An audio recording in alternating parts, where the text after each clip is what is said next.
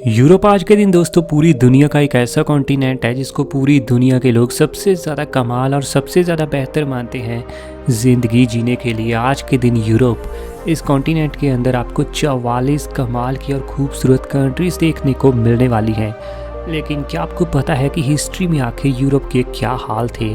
हालांकि इतना तो आप जानते हैं कि हिस्ट्री में यूरोपियन कंट्रीज़ ने बहुत सारी कंट्रीज़ के ऊपर कब्ज़ा किया, लेकिन आज ना मैं आपको बताऊंगा हिस्ट्री की कुछ ज़्यादा ही गहराई और हम जानेंगे कि आखिर यूरोप की सबसे ज़्यादा ओल्डेस्ट कंट्रीज़ कौन सी थीं। इनमें बहुत सारी कंट्रीज़ तो दोस्तों हिस्ट्री के समय में बड़े बड़े एम्पायर हुआ करते थे। तो चलिए दोस्तों जानते हैं यूरोप की 10 सबसे ज़्यादा पुरानी कंट्रीज़ के बारे में। वीडियो में बेहद ही ज़्यादा मज़ा आने वाला है। कोल्ड ड्रिंक पॉपकॉर्न अभी से दोस्तों तैयार रखो। नंबर 10 पर दोस्तों नाम आता है द डच रिपब्लिक का। बहुत सारे लोग समझ ही गए होंगे कि आज के दिन इस डच रिपब्लिक को हम नेदरलैंड जैसे कमाल के देश के रूप में जानते हैं। असल में दोस्तों द डच रिपब्लिक इस्टेब्लिश हुआ था 26 जुलाई और 1581 के साल में। इतना ज़्यादा पुराना है दोस्तों नेदरलैंड। ये बेहद ही ज़्यादा कमाल का देश, हिस्ट्री इसकी बड़ी ही ज़्यादा कमाल की रही है और बहुत सारे लोग तो आज भी जानते हैं इस देश को डच के चलते।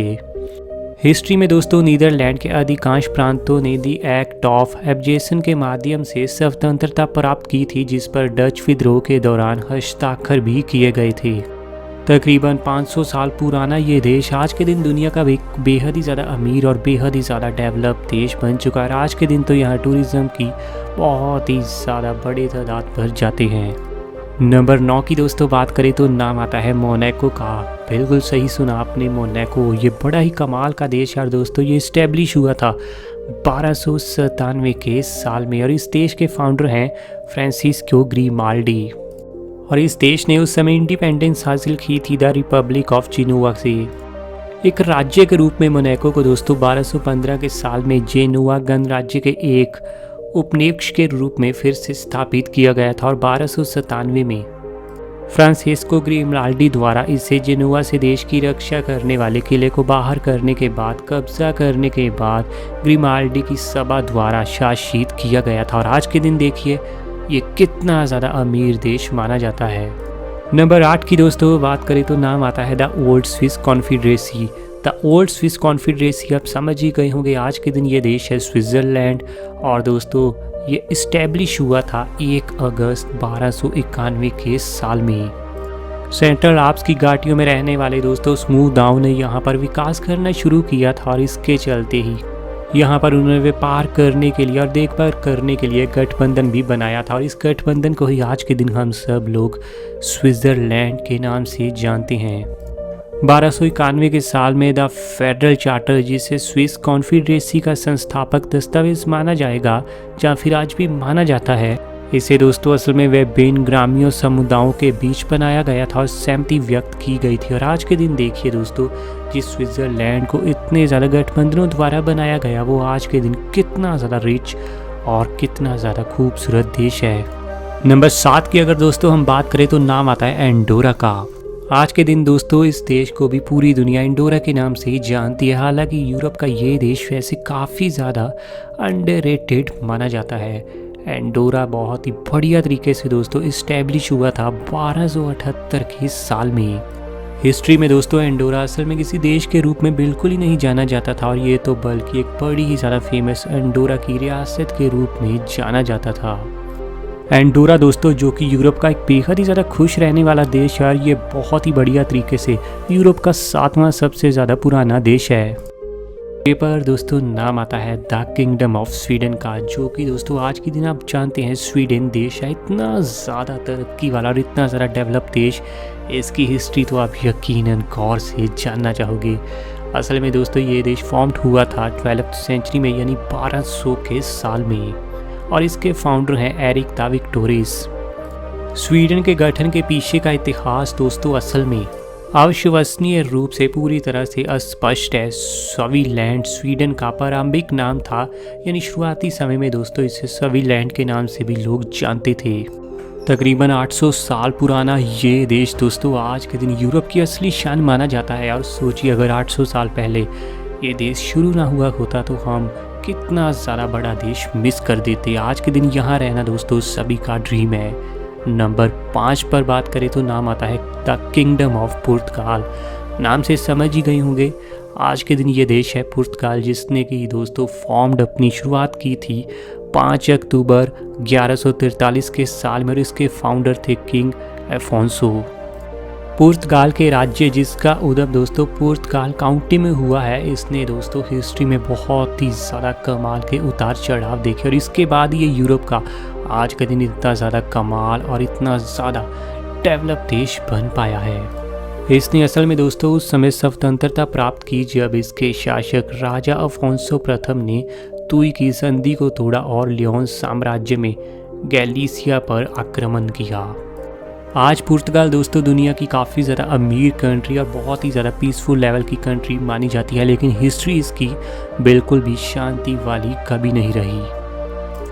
नंबर 4 की दोस्तों बात करें तो नाम आता है Denmark and the Danish kingdom.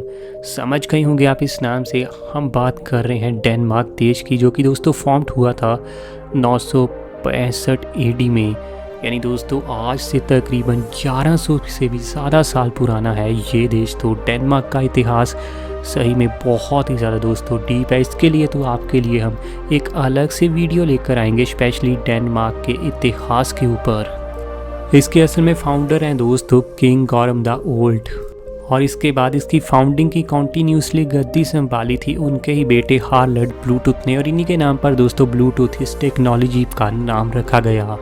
Denmark में उजागर येलिंग स्टोन्स के अनुसार देश ने अपना पहला राष्ट्रीय राज्य सम्मान शासन 965 ईस्वी में बनाया, जब हेरल्ड ब्लूटूथ गर्मसन ने राज्य के लोगों के लिए ईसाई धर्म की शुरुआत की। और आज के दिन भी दोस्तों क्रिश्चियंस का ये देश तरक्की में सही में बहुत ही ज़्यादा आगे बढ़ चुका है। हर तरह के इंडेक्स में आपको डेनमार्क हमेशा ही नज़र आ जाता है, और तकरीबन 1100 से भी ज़्यादा साल पुराना ये देश आज के दिन दोस्तों हम सभी के लिए एक ख़ास इम्पोर्टेंस रखता है।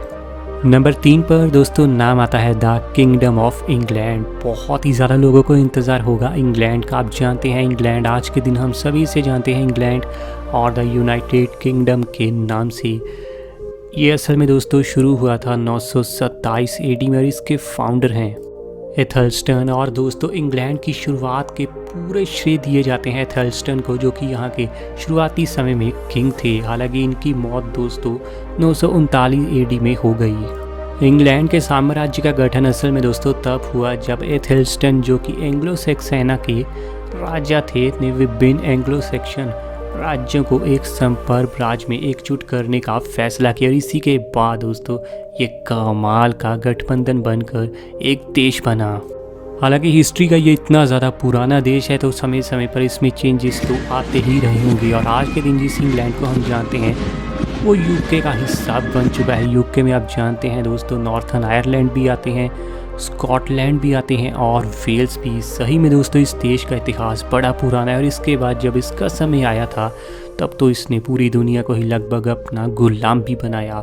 हालांकि आज के दिन वैसे यूके के अंडर कोई भी आपको देश देखने को नहीं मिलेगा। समय समय की बात है कि आज के दिन यूके की पावर पहले जैसी बिल्कुल भी नहीं रही। हालांकि जीवन शैली के तौर पर आज भी यूके इंग्लैंड एक कमाल का देश है। नंबर 2 पर दोस्तों नाम आता है कैरोलिंगियन एम्पायर का। क्या आप बता सकते हैं आखिर ये कौन सा साम्राज्य है और आज के दिन हम इसे किस देश के रूप में जानते हैं? असल में दोस्तों ये है फ्रांस, जिसकी शुरुआत हुई थी 883 एडी में। फ्रांस दोस्तों बहुत ही ज़्यादा पुराना है यूके से भी, और इसी वजह से इसका इतिहास भी यूके की तरह ही बड़ा ही इंटरेस्टिंग है। और फ्रांस ने भी दोस्तों बहुत सारे देशों पर हिस्ट्री में कब्जा करके रखा था। ये दोस्तों साम्राज्य उन्हीं राजाओं का शासन था जिन्होंने फ्रांस पर शासन किया था, इसीलिए ये कहा जा सकता है कि फ्रांस यहीं से आया था। कैरोलिंगियन एम्पायर की अगर हम दोस्तों फाउंडर की बात करें तो वो है चार्ल्स द बेल्ट। फ्रांस का पहला एकीकरण असल में दोस्तों 486 ईस्वी में फ्रांसिया नाम के साथ हुआ, लेकिन यह वर्ष 843 ईस्वी तक वृदन की संधि पर हस्ताक्षर नहीं कर पाया था, जिसके चलते तब तक दोस्तों इसकी कोई असली शुरुआत मानी नहीं जाती। सोचिए दोस्तों, ये अगर एम्पायर को हम पूरा गहराई से देखें तो ये 400 ईस्वी से ही शुरू हो गया था, यानी आज से तकरीबन 1600 साल पहले। लेकिन अगर पूरा लीगलाइज तरीके से देखें तो ये आज से तकरीबन 1200 साल पुराना है। और आज के दिन इस देश को देखें तो ये बहुत ही ज़्यादा तरक्की में आगे बढ़ चुका है। नंबर 1 की बात करें तो नाम आता है सैन मरीनो का। स्पष्ट तौर पर आप सब समझ ही गए होंगे कि आखिर ये कौन सा देश है। ये है दोस्तों आज के दिन सैन मरीनो देश, जो कि दुनिया का बेहद ही ज़्यादा छोटा सा देश है। इसकी शुरुआत हुई थी 301 एडी में और इसके फाउंडर हैं मैरिनस। हालांकि एक समय पर दोस्तों इस पर रोमन एम्पायर का कब्जा भी हुआ करता था, लेकिन बाद में इसने आज़ादी भी हासिल की। सैन मरीनो गणराज्य, जहाँ सैन मरीनो का सबसे शांत गणराज्य दोस्तों एक माइक्रो स्टेट है और दुनिया के सबसे छोटे देशों में से एक। इसका आकार सिर्फ 24 वर्ग मील यानी 33,562 की एक छोटी सी आबादी है और पूरे देश में सिर्फ 33,000 लोग ही आपको बसे हुए देखने को मिलेंगे। सैन मरीनो असल में आधिकारिक तौर पर दोस्तों दुनिया का सबसे पुराना संपूर्ण राज्य है। हालांकि दोस्तों बहुत सारे एम्पायर्स फेमस माने जाते हैं, इसीलिए ये काफ़ी ज़्यादा अंडररेटेड माना जाता है। और आज के दिन भी सैन मरीनो इस देश को काफ़ी सारे कम लोग ही जानते हैं, क्योंकि काफ़ी अंडररेटेड ये कंट्री है। हिस्ट्री के बारे में आप कौन सी और वीडियोस देखना चाहते हैं हमें नीचे कमेंट में बताइए। और ऐसी वीडियोस हमें दोस्तों आपके लिए डेली लानी है तो आपका खुद का चैनल है रॉक फैक्ट, अभी सब्सक्राइब कीजिए।